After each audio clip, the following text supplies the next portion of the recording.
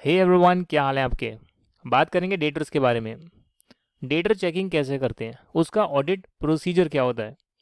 मैंने आपके सामने आईटीसी की एनुअल रिपोर्ट ओपन करी हुई है।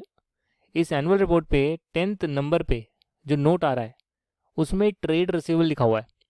अगर आप देखेंगे तो ट्रेड रिसीवेबल की जो प्रेजेंटेशन है वो कुछ इस प्रकार है: secured considered goods, unsecured considered good, unsecured considered doubtful, और उस पर उसका प्रोविजन करा हुआ है, लेस करके दिखाया है। एंड नेट डेटर्स यहाँ पर दिख रहे हैं, ट्रेड रिसीवेबल यहाँ पर दिख रहे हैं। दोस्तों, जो डेटर सिक्योर्ड होते हैं जाहिर सी बात है वो हमेशा ही गुड होंगे, क्योंकि उतने रुपए की सिक्योरिटी आपके पास आई हुई है। जो अनसिक्योर्ड होते हैं उसमें दो पोर्शन हो सकते हैं, कुछ ऐसे जो कि कंसीडर गुड हैं और कुछ ऐसे कि जहाँ पे डाउट लग रहा है शायद पैसा नहीं भी आएगा। और जहाँ पे डाउट लग रहा है उसमें आप प्रोविजन बुकिंग करते हैं, तो बोलते हैं कि भैया 137.29 रुपीज़ शायद मुझे नहीं मिलेगा, तो इसलिए मैं उसको अपना एसेट नहीं बनाता हूँ, उस पर प्रोविजन बना कर रखता हूँ। अगर आ गए तो ठीक है, नहीं आए तो मैंने भी प्रूडेंस का कॉन्सेप्ट फॉलो करा और उसे अपना एसेट नहीं दिखाया, प्रोबेबल एक्सपेंस को बुक कर लिया कि ये शायद बैड हो सकते हैं, अभी डाउटफुल लग रहे हैं, बाद में बैड हो सकते हैं। तो ये जो प्रेजेंटेशन करी गई है, इस प्रेजेंटेशन के लिए जब हम ऑडिट का वर्किंग पेपर ओपन करेंगे डेटर्स का, तो हमें इसको भी तो चेक करना होगा कि हम जो भी डेटर चेक कर रहे हैं उसमें सिक्योर्ड हैं कितने, डाउटफुल कितने हैं, उसमें प्रोविजनिंग कितनी बननी है। तो ये सारी चीज़ें हमें चेक करनी होगी। और डेटर्स हैं तो उनका जो बैलेंस आ रहा है वो ठीक है कि नहीं है, और हम उसको सेल से रिलेट कर भी देख सकते हैं कि वाकई में सेल हुई थी और उसका पैसा खड़ा है, तो कौन कौन सी सेल का पैसा ऐसा है कि जो कर तो दी सेल पर पैसा नहीं आया है, अभी आउटस्टैंडिंग में खड़ा है। हम जो है डेटर की एजिंग भी देख सकते हैं कि जब अमाउंट ड्यू हुई उसके बाद कितना समय और निकल गया। कितने ऐसे हैं जो 90 डेज़ को क्रॉस कर चुके हैं, जहाँ पर शायद हमें लगेगा कि ये पैसा हमारे पास नहीं आएगा, तो उस पर हम प्रोविजनिंग कर लेते हैं। तो ये सब जो है कंपनी की पॉलिसीज़ होती है, और इसके लिए आपको समझना पड़ेगा और उस प्रेजेंटेशन के हिसाब से आपको डेटर की लिस्टिंग ऑप्ट इन करनी होगी। आप देख सकते हैं मैंने आपके सामने ऑडिट का वर्किंग पेपर ओपन करा है, इसमें ऑडिट प्रोसीजर लिखा हुआ है। इसमें जो है ऑडिट प्रोसीजर लिखा हुआ है, यहाँ पे क्लियरली मेंशन करते हैं कि ऑडिट के हमारे ऑब्जेक्टिव्स क्या हैं। आप चाहें तो इसको कम ज़्यादा कर सकते हैं, कोई हार्ड एंड फास्ट नहीं है। ऑडिट एक आर्ट है और आपको जो है एक ट्रू एंड फेयर व्यू पे ओपिनियन देनी है, और आपको जो है एक ट्रू एंड फेयर व्यू पर ओपिनियन देनी है। तो इसके लिए आप एक कंफर्ट बना रहे हैं जिसमें आप ज़्यादा चेकिंग करें, कम करें, जो भी करें, बट स्टैंडर्ड्स और ऑडिटिंग को फॉलो करें। आपने यहाँ प्रोसीजर लिखा कि हमने जो है डेटर की लिस्टिंग ऑब्टेन करी, उसकी एजिंग के साथ हमने ऑब्टेन करी, उसकी एजिंग भी हमने ऑब्टेन करी। हमने चेक कर लिया कि इन कस्टमर्स का जो है सब्सिक्वेंट पैसा रियलाइज़ हो रहा है, बैंक स्टेटमेंट में आ रहा है। हमने बैंक स्टेटमेंट से मैच कर लिया कि इसी एंटिटी का पैसा आया है, जिस एंटिटी को हमने एक्चुअली में सेल करी थी, जिसका पैसा 31 मार्च को यह बैलेंस शीट डेट को खड़ा हुआ था। हमने जो है जनरल लेजर से भी लिस्टिंग को चेक कर लिया कि जो एंट्रियाँ वगैरह हुई है और उससे जो बैलेंसेस आ रहे हैं, वही जो लिस्टिंग या रजिस्टर या डिटेल में दी गई है वो बिल्कुल मैच करते हैं, यानी कि उसमें कोई डिस्क्रिपेंसी नहीं है। हमने जो है डायरेक्ट कन्फर्मेशन भी कस्टमर से मंगाई कि भाई आप हमें कन्फर्मेशन दीजिए कि इतना पैसा आपको अभी देना बाकी है।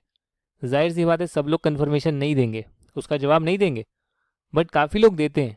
और हमें अगर 30-40% भी कन्फर्मेशन आ जाती है वैल्यू वाइज, तो हमारा कंफर्ट डेवलप हो जाता है कि यार हमने जितनों को भेजा उसमें 30-40% ने रिवर्ट कर दिया और इतनी वैल्यू हमारी कवर हो गई है। हमने जो है सिक्योर्ड अनसिक्योर्ड में बाइफर्केशन भी करी। तो इसके लिए आपको पता होना चाहिए कि कौन से डेटर ऐसे हैं जिनको आपने सेल करी है और बदले में कुछ एडवांस ले रखा है, सिक्योरिटी ली हुई है, तो वो आपके सिक्योर डेटर हो गए। कितना पोर्शन तो सिक्योरिटी का पड़ा हुआ है, नहीं देंगे तो काट सकते हैं, सिक्योरिटी के अमाउंट से इनका पैसा एडजस्ट कर सकते हैं। We have checked that there are no unrecorded transaction, कुछ भी ऐसा ना हो जो कि अनरिकॉर्डेड रह जाए। कंक्लूजन यही है कि हमारी चेकिंग के बाद निकला सब कुछ जो है बराबर से रिकॉर्ड हो रखा है, रिकॉग्नाइज हो रखा है। वेल, ज़्यादा कुछ कॉम्प्लेक्सिटी नहीं होती है। कहने के लिए बहुत सारी लीड शीट, कंट्रोल शीट बनती है कि 6 महीने से पहले कितने हैं, 6 महीने के बाद कितने हैं, ये भी दिखाने का एक तरीका होता है। अगर यहाँ हम देखें तो ऐसा कुछ नहीं दिखाया गया है। 6 महीने से कम या ज़्यादा क्या है ऐसे प्रेजेंटेशन नहीं करी गई है।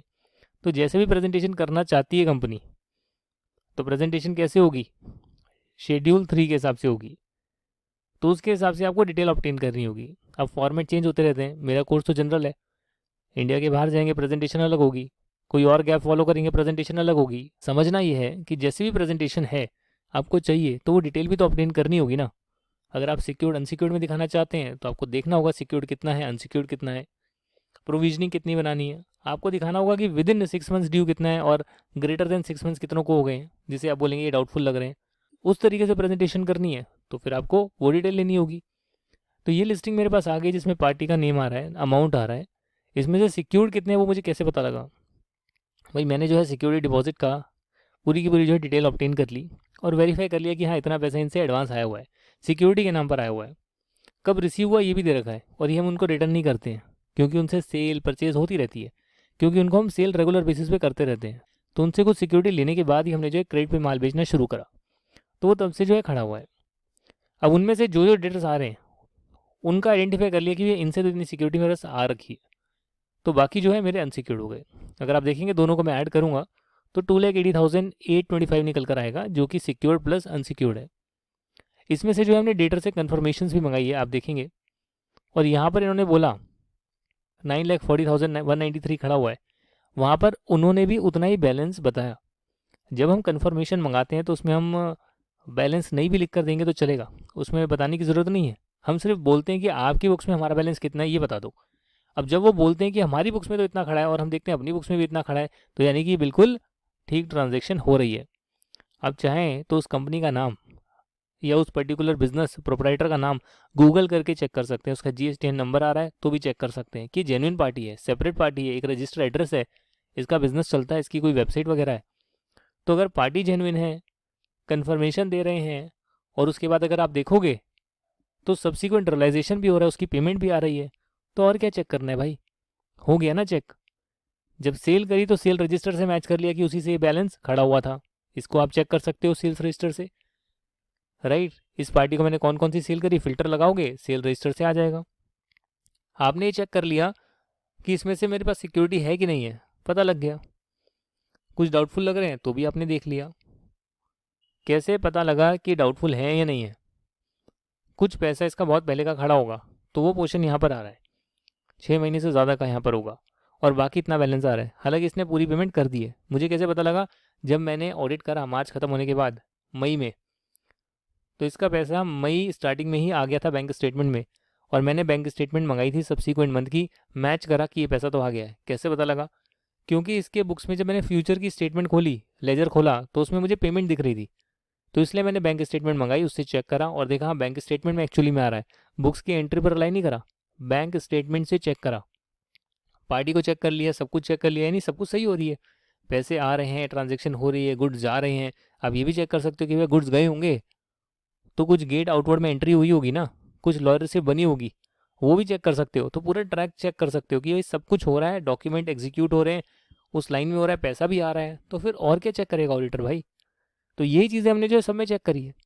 इनको बैलेंस कन्फर्मेशन भेजी, कुछ की बैलेंस कन्फर्मेशन आई, कुछ की नहीं आई। अगर आप यहाँ देखेंगे तो कन्फर्म बैलेंस जो है वो सिर्फ 10% है, यानी कि जितने लोगों को हमने भेजा होगा उसमें से 10% लोगों का कन्फर्मेशन आ गया कि ये बिल्कुल ठीक है, इतना ही बैलेंस आ रहा है। बाकी कहीं पे मिसमैच भी आता है तो वहाँ पर हम देखते हैं कि भाई मिसमैच कितना है, ज़्यादा बड़ा अमाउंट है, छोटा है, कंपनी उसका बताती है, एक्सप्लेनेशन देती है कि भाई हमने कुछ सेल करी थी बट कुछ क्वालिटी इशू के लिए उन्होंने रिकॉग्नाइज नहीं करा, और वो कह रहे हैं कि इतना पैसा कम देंगे, जबकि हमने उन्हें बोला कि अगर ऐसा है तो हमें रिटर्न करो, रिटर्न उन्होंने किया नहीं, हमारा कुछ विवाद चल रहा है। और कई बार कंपनी ऐसी भी रिक्वेस्ट करती है, यार इस पार्टी को ना बैलेंस कन्फर्मेशन के लिए मत भेजना। हमें उनसे कारण समझना पड़ेगा कि ऐसा आप क्यों बोल रहे हैं, क्योंकि जाहिर सी बात है यार, अगर हम क्रेडिटर्स को भेजेंगे तो वो तो बता देंगे भैया हमारा इतना पैसा जो है ड्यू है, वो तो ज़्यादा बताएंगे। अगर कल को कंपनी ने एक्नॉलेज नहीं करा होगा तो वो भी बताएंगे कि हमें तो इतना लेना है, पर डेटर को करेंगे तो पता नहीं वो पूरा बताए ना बताए, तो ये चक्कर तो रहता ही है। मेरे लिए एज एन ऑडिटर इतना ही काफ़ी है कि अगर 30-40% पार्टीज़ जो हैं कन्फर्म कर दे तो मुझे पता है कि भाई ये अच्छी पार्टीज़ हैं, क्रेडिट पे बेचते हैं, उधार पे देते हैं, फिर भी एक्नॉलेज कर रहे हैं और बाद में पैसा भी आ रहा है। जिनकी कन्फर्मेशन नहीं आई उनका मैं एटलीस्ट ये देख सकता हूँ कि बाद में उसका पैसा आ रहा है कि नहीं आ रहा। कहीं ये ना हो कि कन्फर्मेशन भी नहीं आई, बाद में पैसा भी रियलाइज़ नहीं हुआ, भाई 30 दिन का क्रेडिट दिया था, 30 दिन हो गए, 60 दिन हो गए, ऑडिट चल रहा है, देख रहा हूँ कि पैसा आ ही नहीं रहा है, तो कहीं ना कहीं वहाँ मैं बोलूँगा कि भैया मेरे को डाउटफुल लग रहा है, इस पर आप प्रोविजनिंग कर लीजिए। ये चीज़ें जो है चेक कर कर हम पता लगा सकते हैं। जब ये होता है तो उसकी आप शीटें बनाना चाहें ज़्यादा कम, वो आप देख सकते हैं, नहीं भी बनाएंगे तो कोई फ़र्क नहीं पड़ेगा। बैलेंस कन्फर्मेशन हमेशा हार्ड कॉपी में आती है, कई बार ईमेल पर भी आती है, ऑडिटर अपनी आईडी से ईमेल से सेंड करते हैं, और हार्ड कॉपी से भी कोरियर किया जाता है, जिसका रिवर्ट बनाकर वो हमें बैक सेंड करते हैं। आप यहाँ देख सकते हैं POD लिखा हुआ है। POD का मतलब होता है proof of delivery. Blue dart से भेजा, जिस भी कोरियर से भेजा, उसका जो है ट्रैकिंग नंबर है। तो ट्रैकिंग नंबर से पता लगेगा एक्चुअली में रिसीव हुआ कि नहीं हुआ। अब कन्फर्मेशन रिसीव हो गई, ये भी चेक कर लिया, हाँ भैया इनके एड्रेसेस पे रिसीव हो गई है। कन्फर्मेशन वापस आई कि नहीं आई, हाँ इनकी आ गई, इतने इतने अमाउंट की इन्होंने कन्फर्मेशन दी है। क्या डिफरेंस आया, हाँ आया भैया, 10,000 रुपये का डिफरेंस आ रहा है। जैसा मैंने आपको बताया, अगर मटेरियल नहीं है तो हम इग्नोर करेंगे, मटेरियल है तो हम पूछेंगे रीज़न। और पार्टी कह रही है कि हमें पैसा कम देना है, तो हम बोलेंगे क्यों कम देना है, उस पर प्रोविजन बनाओ। फिर वो एक्नॉलेज ही नहीं कर रहे, फिर आपका केस चलेगा, हम उसे डेटर में कैसे दिखाएं। तो ये सारी चीज़ें जब होती है तो आपका जो है डेटर की चेकिंग हो जाती है। इससे ज़्यादा कुछ बताने के लिए है नहीं, बस इतना ही है। ऐसे ही हम डेटर्स की चेकिंग करते हैं। आई होप आपको क्लैरिटी मिली होगी। और ये सब चीज़ें चेक करने के बाद हम इसे प्रेजेंट भी करते हैं। एक चीज़ और ध्यान रखना कि जब भी हम डेटर्स की चेकिंग कर रहे हैं तो उसको सेल से ज़रूर रिलेट करना। भैया कौन कौन सी जो है सेल्स लेजर की अमाउंट है जो सेल हुई थी और आपके डेटर्स में आ रही है, ऐसी लिंकिंग कर कर भी आप देख सकते हैं। तो बेटर आपको पता लगेगा कि अच्छा ऐसा हो रहा है, ये सेल हुई, ये डेटर में रिफ्लेक्ट हो रहे हैं, क्रॉस वेरिफिकेशन होएगा। रिप्रेजेंट आप कर देंगे, आपका जो है चेकिंग कंप्लीट हो गया। नेक्स्ट वीडियो में जो है फिक्स्ड एसेट की चेकिंग कैसे होती है, परचेजेस की चेकिंग कैसे होती है, सिलसिला चालू रहेगा। और हर हफ्ते जो है कुछ ना कुछ वैल्यू एडिशन वीडियो आपके ऑडिट पे आते रहेंगे। वेल कोर्स तो कभी कंप्लीट नहीं होगा ऐसा है, बट मुझे लगता है कि आने वाले 4-5 वीडियोस में हम इतना कंफर्ट तो बना लेंगे जहाँ पर हमें बैलेंस शीट P&L के काफ़ी सारे आइटम्स और बोर्ड रेजोल्यूशन क्या होता है उसको कैसे समझते हैं, एनालिटिकल रिव्यू कैसे करते हैं, फाइनेंशियल स्टेटमेंट्स कैसे बनती है, वो चीज़ें हमें समझ में आ जाएगी। हालांकि फाइनेंशियल स्टेटमेंट कैसे बनती है उसके लिए मैंने सेपरेट कोर्स लॉन्च करा हुआ है एक्सेल का, तो उसमें एक्सेल बिल्कुल स्क्रैच से सिखाया है और आपको फाइनेंशियल स्टेटमेंट्स बनाना भी सिखाया है। तो उस कोर्स में आपको सारी जानकारी मिल जाएगी। यहाँ पर ऑडिट के प्रोसीजर हम कुछ और आइटम्स पे जानेंगे। तो जब हम 3-4-5 आइटम्स और इंपॉर्टेंट कवर कर लेंगे तो आपको आइडिया लग ही जाएगा कि अगर कोई छोटा मोटा कोई नया आइटम भी आ गया कंपनी या इंडस्ट्री के हिसाब से, तो आपको पता है कि मुझे इसी पैरामीटर्स पर चेक करना है। और फिर जो है हम एक्सपर्ट लेवल भी लॉन्च कर सकते हैं अगर समय मिलेगा तो, और उसमें जो है प्रैक्टिकल जो न्यूज़ आ रही है या कोई केस स्टडी आ रही है उस पर डिस्कशन कर पाएंगे। Right, thank you very much. Do share the course with your friends so that many students can also take the benefit, and we'll see you in the next video then. Tata and bye bye.